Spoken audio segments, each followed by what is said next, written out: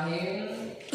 Melanjutkan kajian daripada kitab Kasyifatus Saja, yang mana halaman 75 paslun. Di dalam ini pasal menjelaskan tentang masalah pembatalan sholat. Ada berapa?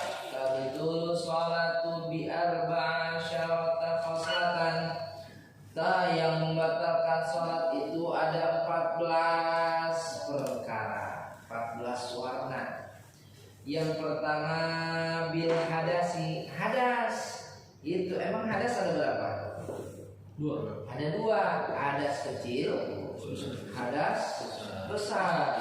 Itu kalau hadas kecil buang airnya kecil, kalau hadas besar buang airnya besar. Enggak, bukan begitu ya. Enggak. Kalau hadas besar buang airnya besar, kalau hadas kecil buang airnya kecil. Bukan. Yang dimaksud hadas kecil, hadas besar. Kalau hadas kecil, cara menghilangkannya dengan apa? Wudu. Nah, dengan wudu gitu. Tapi itu pun setelah cebok, setelah apa namanya? Dibersihkan dengan air. Nah, setelah hilang gitu ya. Setelah menghilangkan najisnya, barulah dia wudu.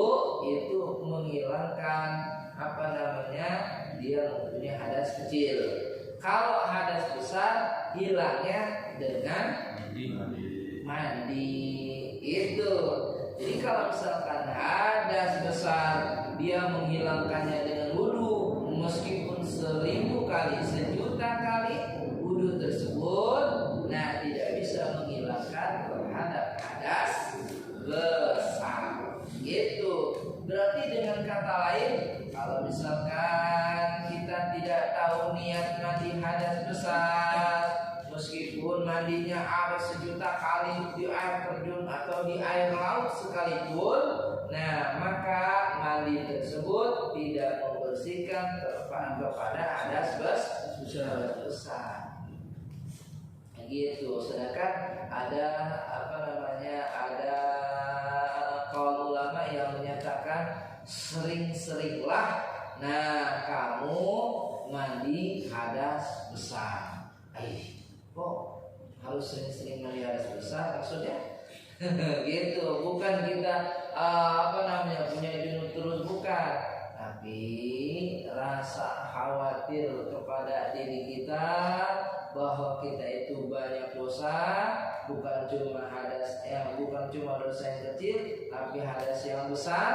Tuh. Nah, dikarenakan ada gitu pada saat kita mandi hadas besar ada sesuatu yang belum jadi belum bersih atau belum sesuai, belum sempurna niatnya.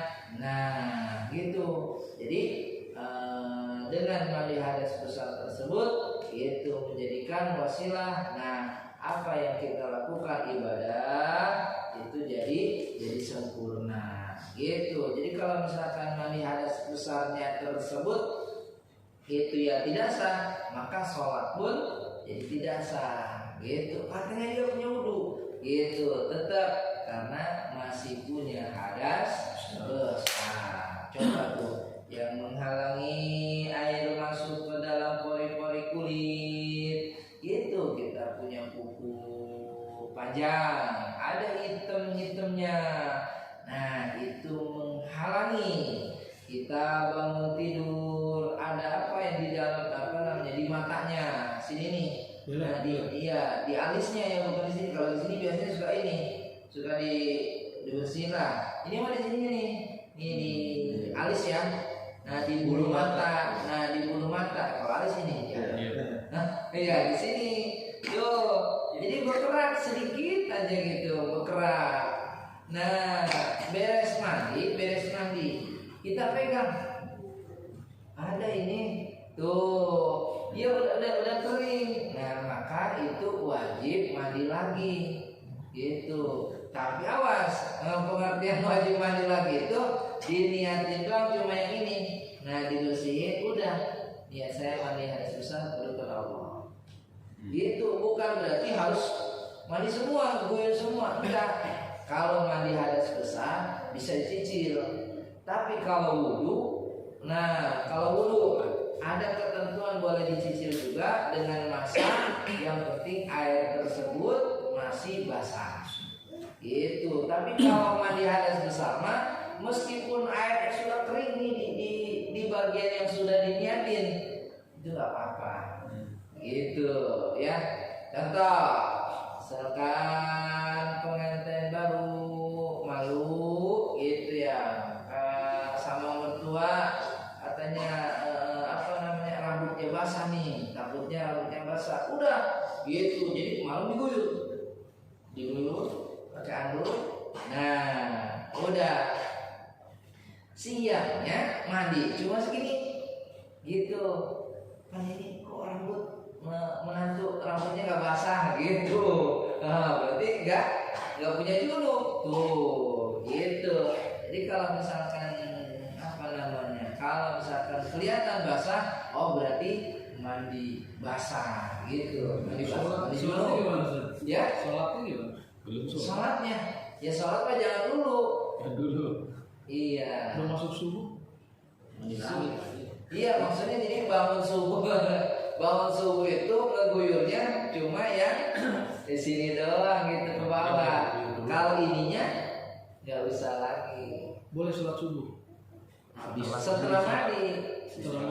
Iya, tapi mandinya nggak basah kepala gitu. Udah dicicil Pak. Udah dicicil. Maksudnya kan ini tubuh udah disiram nih. Kan masuk sholat subuh nih, waktu subuh. Berarti kita harus basahin semua lagi kan? Basahin semua, basahin yang belum dibasahin. Maksud saya gini, berarti harus basah semua, bukan harus dicicil itu tubuhnya dulu sholat terus nanti dilanjut lagi nggak boleh. Iya, dicicil. Malam kan dicicil dulu rambutnya. Kalau nggak diguyur dong Ustaz? Kalau nggak diguyur? Kalau diguyur, ya kita niat mandi hadas besar, tapi airnya pada waktu membasuh rambut tadi cukup di air terus digituin aja. Itu gimana hukumnya? Kalau kepala udah air bisa semua masuk airnya.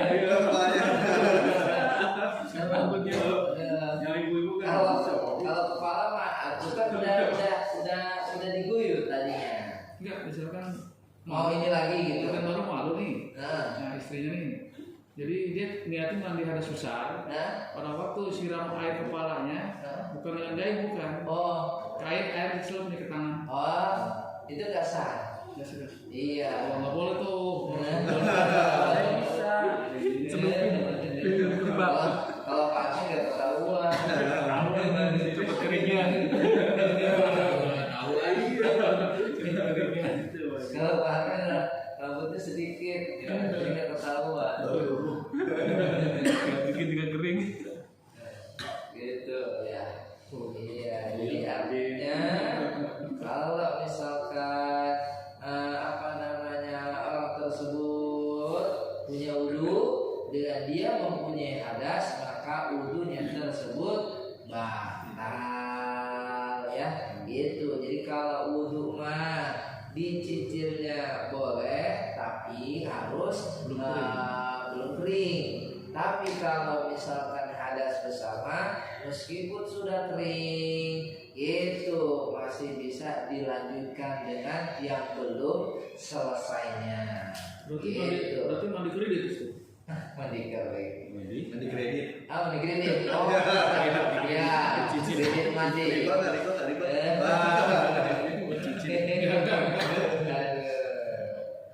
Ya, itu satu.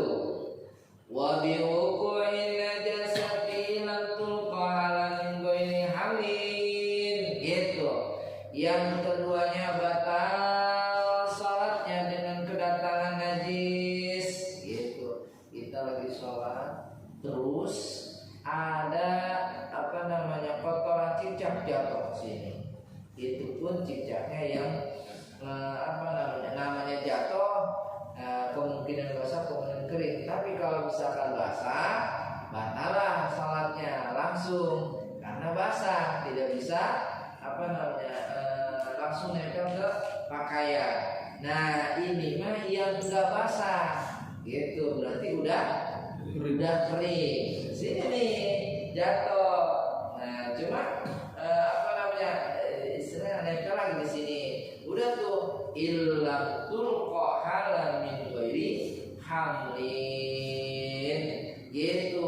Kalau misalkan tidak disentil maka batal. Tapi kalau misalkan disentil karena itu kering bisa, nah itu sholatnya tidak batal. Kalau kering Itu kan kalau kering itu ya. Nah, tapi kalau misalkan basah mah, ya itu mah susah, nantinya nempel. Sholat membawa najis, maka hukum sholatnya tidak sah, gitu. Sholatnya tidak sah. Nah, terus gimana kalau misalkan di sejadah? Di sejadah ini nih, di sini ada teh cicak. Udah aja biarin masing-masing gitu. Nah, nggak apa-apa itu mah lagi. Nah, kecuali apa tuh namanya? Sejadahnya pribadi. Tuh, sejadahnya pribadi. Kalau ini kan karpet umum gitu. Kalau sejadahnya pribadi mah di atas itunya atau harus harus digeser dulu, dibuang dulu. Gimana kalau misalkan di bawah sajadah itu kotoran cicak tapi kering, kita sejadah boleh atau tidak sholat di atas kotoran itu tersebut. Nah itu sholatnya sah karena kotoran tersebut itu kering gitu. Kalau basah mah nempel ya gitu. Iya. Nah jadi dua membatalkan sholat tersebut, yaitu dengan datangnya najis kepada diri kita yang lagi sholat. Najis tersebut itu tidak kering. Kalau misalkan kering, nah sama kita langsung dibuang dengan gerakan yang tidak membatalkan.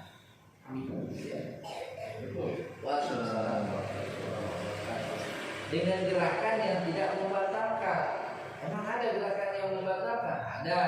Kalau misalkan gerakannya sampai 3 kali, bukan lebih dari 3 kali. Kalau 2 tidak.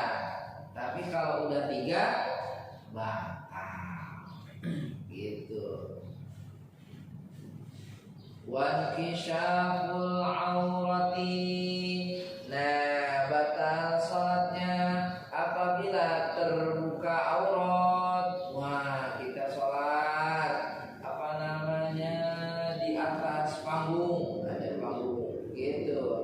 Tahu balai atau apa, angin kencang, kebuka aurat gitu. Itu kalau illam tastur halal, kalau misalkan tidak langsung ditutup batal gitu. Iya kan, kerasa enak amat ini sholat adem. Nah gitu, ternyata bukan adem dari atas saja, ini dari bawah adem gitu, kebuka gitu. Iya. Nah itu dengan rasa nyaman, dan ternyata rasa nyaman itu tersebut terbukalah auratnya, maka batal sholatnya gitu, batal sholatnya gitu ya. Kalau misalkan langsung ditutup sama kita, itu tidak batal gitu. Jadi beda kalau misalkan sama perempuan. Kalau perempuan mah kita sholat di balai kan ada bolongnya kan ya, balai mah ya.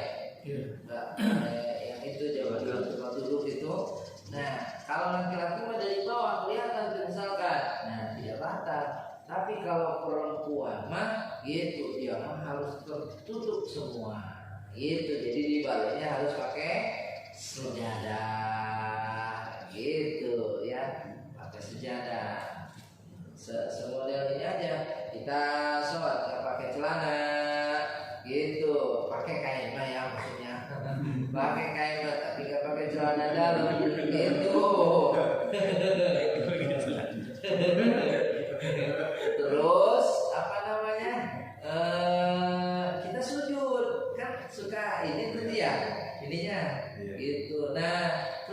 misalkan kalau dari bawah itu nggak batal gitu. Burung lagi ya. Burung sama telur. Nggak batal nih, maksudnya kelihatan ininya nih. Petisnya. Kelihatan dari ininya. Gitu. Itu tidak batal. Tapi kalau wanita jangan pun kakinya kelihatan, rambutnya aja satu kelihatan, batal. Itu berarti sholat wanita mah apa namanya, kerudungnya itu jangan langsung, jangan toh ini apa namanya ini rambutnya dia langsung pakai mukena, jangan, dikhawatirkan ada rambut yang menusuk keluar daripada pori-pori mukena tersebut, pori-pori kain tersebut. Jadinya antisipasinya dia harus pakai kerudung dalam atau apa, jadi dua lapis begitu, dan menutupinya tersebut ke sini nih, bukan kan kalau pakai kerudung sini ya, tapi kalau pakai mukena mah dari sini nih, di sini tuh ini. Gimana kalau misalkan perempuan di sini suka ada ininya, apa namanya tuh ya, calis apa namanya gitu ya. Nah itu mah di luar pada umumnya gitu. Kalau misalkan ya bisa ditutupi gitu. Misalkan tuh yang kan juga banyak suka perempuan banyak apa namanya bulunya gitu ya. Perempuan berkumis gitu. Perempuan berkumis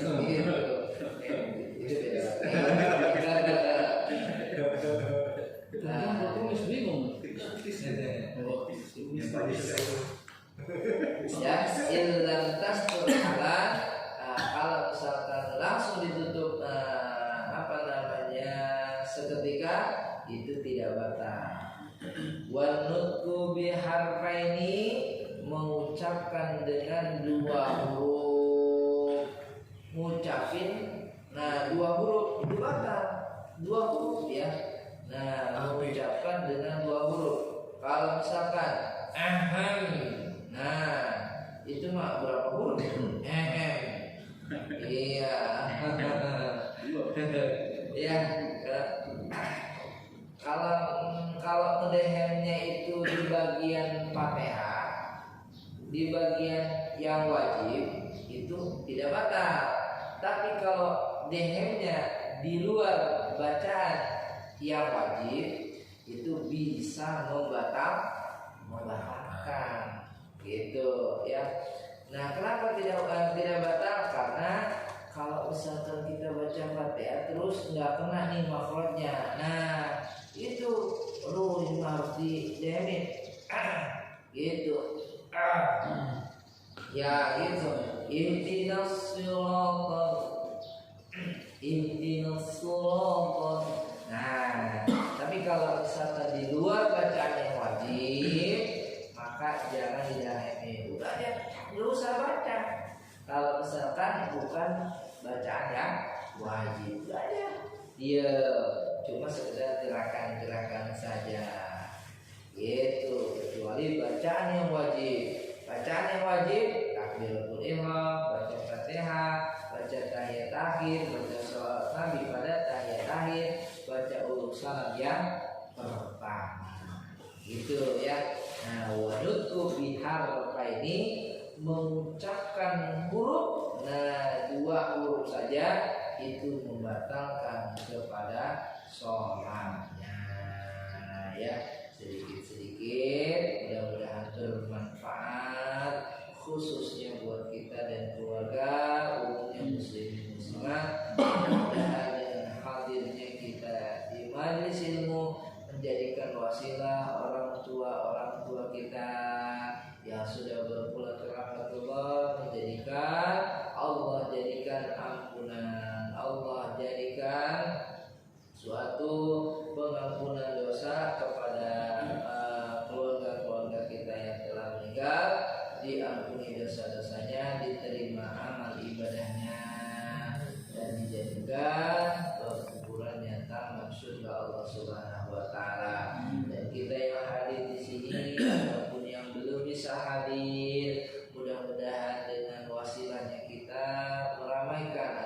mensyiarkan agama Allah, menjadikan suatu wasilah diberi kemudahan dalam urusan dunia dan akhirat.